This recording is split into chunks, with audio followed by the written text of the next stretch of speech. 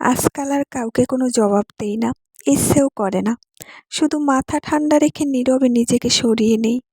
এখন চিনতে শিখেছি মানুষের মুখের আড়ালে মুখোশটাকে।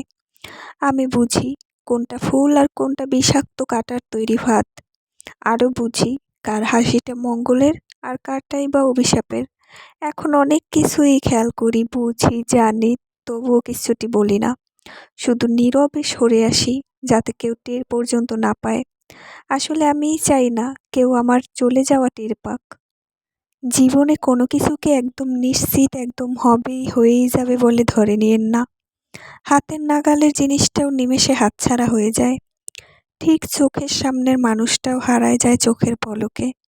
সমস্ত অকাট্য প্রমাণ, যুক্তি হার মানে ভাগ্যের খেলায়।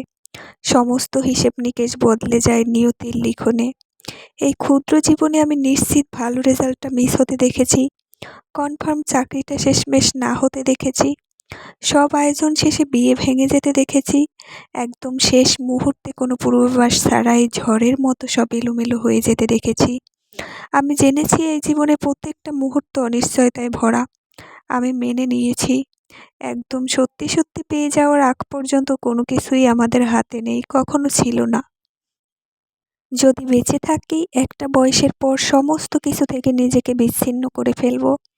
নিজের বাড়ির নিচতলায় ছোট্ট একটা কফি শপ খুলবো, নাম দেব ক্যাফেইন। চেয়ার থাকবে খুব সীমিত। কফি শপের একপাশে থাকবে সারা জীবন ধরে গোছানো সমস্ত বইয়ের স্তূপ। শুধুমাত্র মধ্যবয়স্ক নারী থেকে একদম বয়োজ্যেষ্ঠ নারী পর্যন্ত আসতে পারবে এই কফি শপে। একটা বয়সের পরে গিয়ে নারীদের কথা বলার লোকের অভাব হয়ে যায়। ওই বয়সে গিয়ে বান্ধবী বলতে আর কিছুই থাকে না। সন্তানেরা যার যার মতো জীবনে সেটেল হয়ে যায়, আর পুরুষদের তো চায়ের দোকানে গল্পের লোকের অভাব হয় না।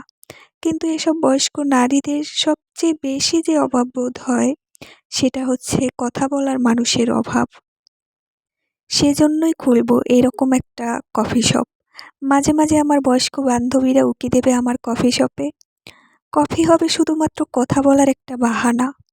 শুভ সারাবেলা। হ্যালো ভিউয়ার্স, ভিডিওটি ভালো লাগলে চ্যানেলটি সাবস্ক্রাইব করুন প্লিজ।